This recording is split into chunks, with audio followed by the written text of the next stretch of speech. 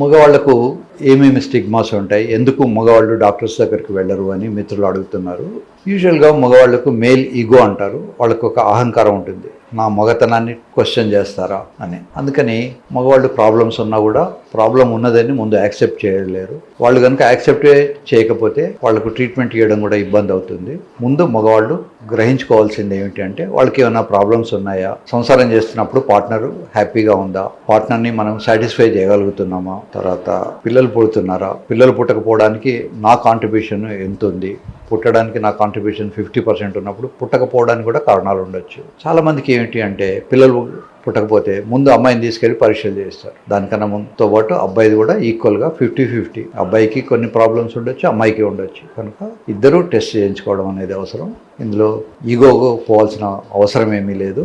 ఒకవేళ ప్రాబ్లం ఉన్నదని తెలిసినంత మాత్రాన వాడి మగతనానికి ఏమి క్వశ్చన్ ఏమీ ఉండదు. స్పమ్స్ లేకుండా కూడా సంసారం చేయొచ్చు. పిల్లలు కాకుండా ఆపరేషన్ అవుతుంది, వ్యాసెక్టమీ అంటాం. వాళ్ళు సంసారం చేస్తారు కానీ వాళ్ళకి పిల్లలు పుట్టరు, అంతే. అలాగే కొద్దిమందికి అజుస్పమే ఉండొచ్చు, స్పమ్స్ ఉండకపోవచ్చు. ఉండకపోయినంత మాత్రాన వాళ్ళు సంసారానికి అనర్హులు అని అనుకోవడం పొరపాటు. వాళ్ళు కూడా సంసారం చేస్తారు, ఆఫ్కోర్స్ వాళ్ళకి పిల్లలు పుట్టకపోవచ్చు. దానికి కారణాలు ఎన్నో ఉంటాయి. సో మగవాళ్ళు కూడా ఫార్వర్డ్ అయ్యి ముందరికి వచ్చేసి వాళ్ళ ప్రాబ్లమ్స్ చూపించుకోవాలి, డాక్టర్స్ని కన్సల్ట్ చేయాలి, డిస్కస్ చేయాలి. దాని గురించి అవగాహన పెంచుకోవాల్సిన అవసరం ఉంటుంది. ఒక్కొక్కసారి మగవాళ్ళకు బాల్స్ రెండు ఉండవు, ఆ రెండు కడుపులో ఉండిపోవచ్చు, కిందికి రాకనే పోవచ్చు. వీటిని అన్డిసెండెడ్ టెస్టిస్ అంటారు. లేదా వాళ్ళకు చర్మం వెనక్కి జరగకపోవచ్చు. ఇక్కడ వెనక్కి జరగకపోవడం వల్ల, శుభ్రత లేకపోవడం వల్ల ఇన్ఫెక్షన్ వచ్చేసి అమ్మాయికి ఫ్రీక్వెంట్గా అబార్షన్స్ రావచ్చు, లేదా అమ్మాయికి యూరినరీ ట్రాక్ట్ ఇన్ఫెక్షన్స్ రావచ్చు. ఇట్లా చాలా ఉంటాయి. చిన్న చిన్న ప్రాబ్లమ్స్ కూడా పెద్ద డ్యామేజ్ చేయొచ్చు. కనుక జాగ్రత్తగా మగవాళ్ళైనా ఆడవాళ్ళైనా వాళ్ళ ప్రాబ్లమ్స్ డాక్టర్స్తో డిస్కస్ చేసుకోవాలి.